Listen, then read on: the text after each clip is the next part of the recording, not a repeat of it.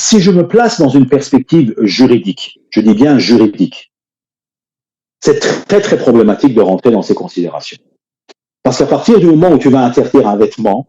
tu vas devoir déployer un certain argumentaire législatif qui va inévitablement impliquer une certaine philosophie du vêtement. Et cette philosophie du vêtement va inévitablement impliquer également une certaine subjectivité ou un certain regard que tu vas avoir sur le vêtement, et tu vas devoir le définir en fonction peut-être de certains, je dirais, de certains goûts et de préférences que toi, personnellement, tu peux avoir. C'est inévitable sur cette question. Et ce qui risque de se passer, c'est qu'au nom d'une certaine animosité, je dis bien d'une certaine animosité vis-à-vis d'une religion, on tente de faire des acrobaties juridiques pour essayer d'interdire un vêtement qui est lié à cette religion. Autant dire, on a un problème avec cette religion, on ne veut pas de la visibilité de cette religion, soyons sincères, tu vois, soyons sincères, on a un problème avec la visibilité de cette religion, on a un problème avec les symboles de cette religion, et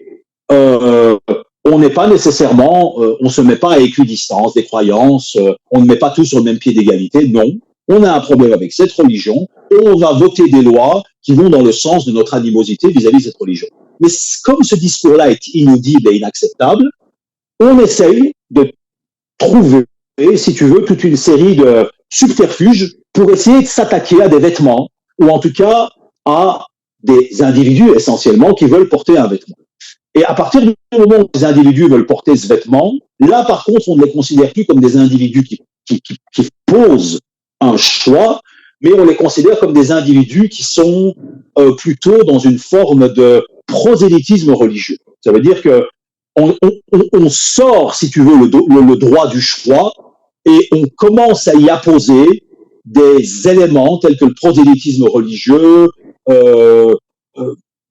l'islamisme politique, pour essayer justement de dire que c'est plus des individus qui posent un choix, tu vois. Mais si tu fais cela, à partir de quel moment vas-tu mesurer le choix de l'individu, en fait? C'est-à-dire que à partir de quel moment vas-tu partir du principe que ça, ce ne sont pas des individus qui posent un choix, mais qui sont en fait complètement sous la coupe d'islamistes qui sont en train d'essayer d'avancer un projet politique dans nos sociétés. En fait, légalement, sur le plan législatif, tu vas avoir énormément de problèmes à pouvoir appuyer cette position. Et si tu le fais de force, inévitablement, ça va être perçu comme un problème avec une religion particulière, parce qu'au fond, je dis bien au fond, il faut être un peu sérieux, c'est ça le problème, tu vois. Après, qu'on essaie de traduire cela par une interdiction de ceci ou une interdiction de cela, voilà, on est juste en train d'essayer de traduire dans un langage qui est le nôtre, notre animosité vis-à-vis de cette religion. Donc, je pense que ici, on est face à un choix cornélien qui va nous imposer soit d'affirmer notre animosité vis-à-vis de cette religion. Je ne parle pas de moi ici, je parle des législateurs, ou en tout cas de ceux qui veulent interdire ce vêtement, ou alors dénier le droit au choix individuel de ces filles de porter ce vêtement-là. Mais si tu fais cela, juridiquement, tu poses la question de savoir, mais est-ce qu'à un moment donné, ce vêtement a quelque chose de tellement particulier qui serait très différent, par exemple, de vêtements portés par des personnes d'autres religions, ou même des personnes qui n'ont pas nécessairement une religion, mais qui sont complètement dans